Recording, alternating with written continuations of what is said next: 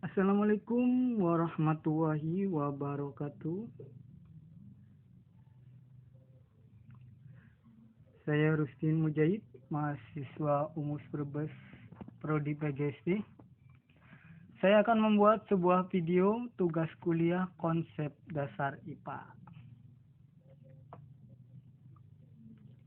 Sekarang saya mau membahas metode pembelajaran IPA. Harapannya setelah mempelajari metode nanti, ketika kita mau memulai pembelajaran sudah bisa menentukan strategi pembelajaran seperti apa yang mau diambil, karena berkaitan dengan metode apa yang akan digunakan.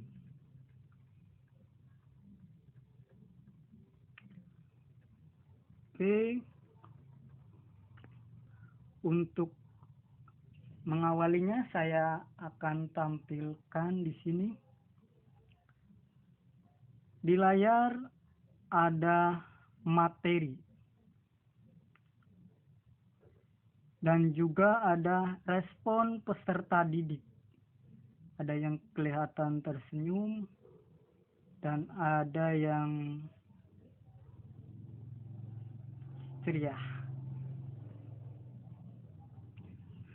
Seperti kita ketahui bahwa ketika kita menyampaikan materi di kelas, tentu saja akan mendapatkan banyak respon dari peserta didik kita. Kita lihat gambar. Ada yang tersenyum atas apa yang kita sampaikan.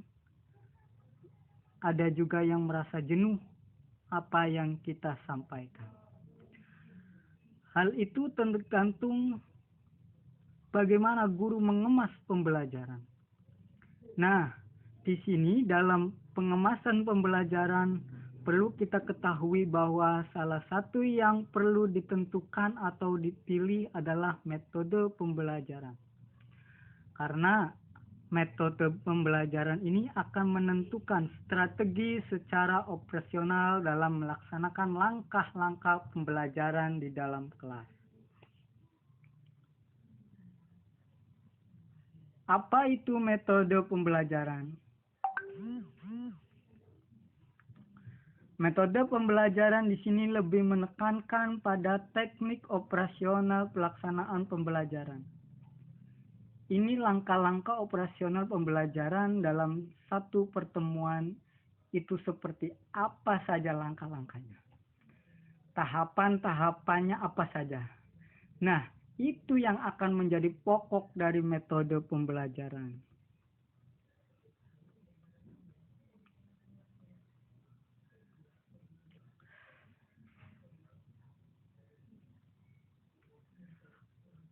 Nah, ini metode pembelajaran. Semua ada 5 metode, yaitu metode ceramah, metode diskusi, metode ekspositori, metode demonstrasi, dan metode eksperimen. Tapi yang akan kita bahas hanya satu saja, yaitu metode ceramah. Nanti kita akan lihat secara ciri-ciri dari metode ini.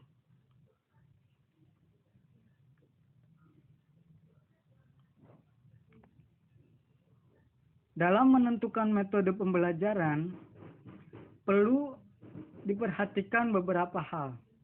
Tentu ini sebagai pijakan kita ketika kita menentukan sebuah metode.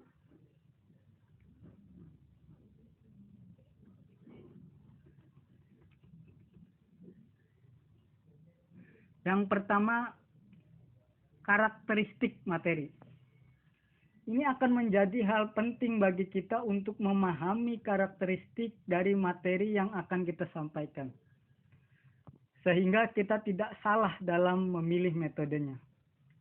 Kemudian yang kedua, penunjang lainnya atau yang perlu kita perhatikan ketika memilih metode adalah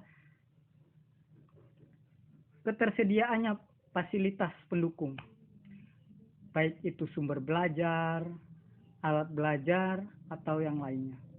Itu juga harus kita pertimbangkan. Sehingga ketika kita memilih misalnya metode eksperimen, itu perlu dipastikan ketersediaan alat dan bahannya. Kemudian yang selanjutnya kita harus memperhatikan kondisi peserta didik.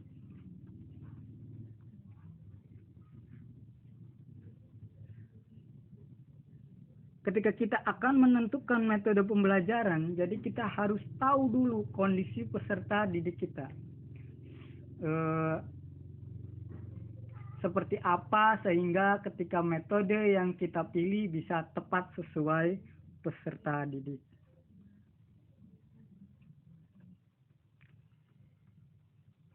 Sekarang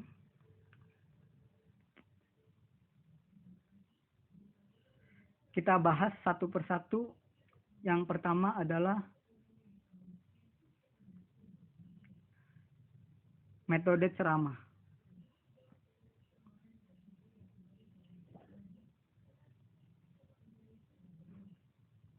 Metode ceramah ini merupakan penyampaian bahan pembelajaran yang disampaikan secara langsung dengan lisan. Metode ceramah dapat kita gunakan ketika kita mengajarkan pada konsep-konsep pengetahuan faktual atau deklaratif. Dalam metode ceramah pun bukan berarti kita terus menyampaikan materi dari awal sampai akhir, kemudian siswa mendengarkan saja. Dalam pelaksanaannya pun di sana harus ada proses aktif. Misalnya kita menstimulus supaya siswa pun berpendapat terkait materi yang sedang dibahas.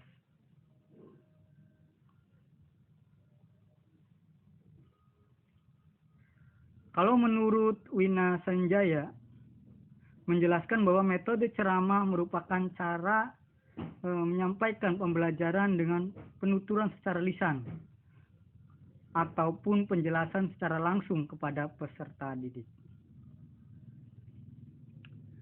Nah, kemudian dalam metode ceramah di sini ada beberapa hal yang perlu diperhatikan.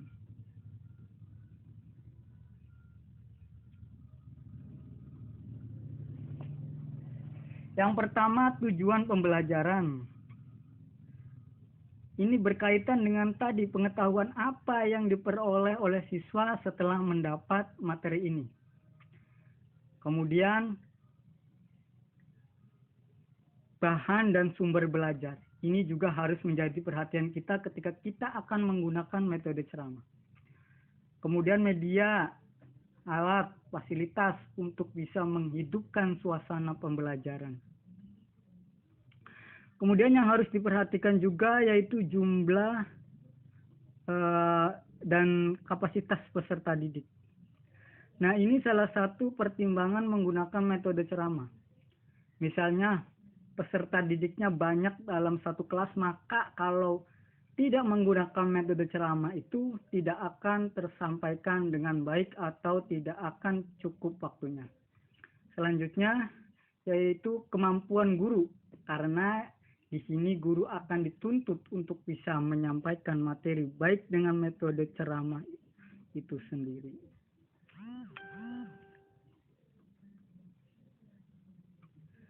Nah, kemudian ini ada tahapan-tahapan metode ceramah. Yang pertama tentu saja ada tahapan persiapan, di mana pada tahapan ini guru harus menyiapkan list materi apa yang akan disampaikan. Kemudian seperti apa saja nanti langkah-langkah pembelajarannya. Kapan guru harus menyampaikan materi, kapan guru harus menstimulus supaya siswa mau bertanya atau berpendapat.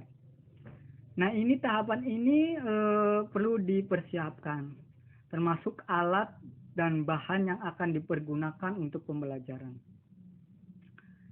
Selanjutnya yaitu tahapan penyajian. Di sini guru menyampaikan materi pembelajaran. Di sini guru juga tentu menyampaikan semenarik mungkin, walaupun konteksnya adalah ceramah. yang kita tahu bahwa ustadz-ustadz berceramah dengan gaya masing-masing. Nah, bagaimana cara guru mampu mengemas metode ceramahnya sehingga menarik bagi siswa? Terus di sini ada asosiasi atau tahapan asosiasi, di mana guru dituntut untuk menstimulus siswanya untuk aktif berpendapat, kemudian menyampaikan apa yang berkaitan dengan materi tersebut. Selanjutnya adalah tahapan generalisasi, di mana di sini tahapan dari di sini pendapat-pendapat dari siswa kemudian nanti akan digeneralisasi oleh guru sehingga pada akhirnya akan pada kesimpulan mengenai konsepnya sedang diajar. Kemudian tahap akhir yaitu tahap evaluasi. Pada tahapan ini guru memberikan evaluasi tentang yang diajarkan yang dipelajari pada pertemuan tersebut. Ini gunanya untuk mendapatkan feedback apa materi yang disampaikan diterima dengan baik atau tidak. Oke, jadi inilah tahapan metode ceramah. Sekian saja yang bisa saya sampaikan. Wassalamualaikum warahmatullahi wabarakatuh. Terima kasih.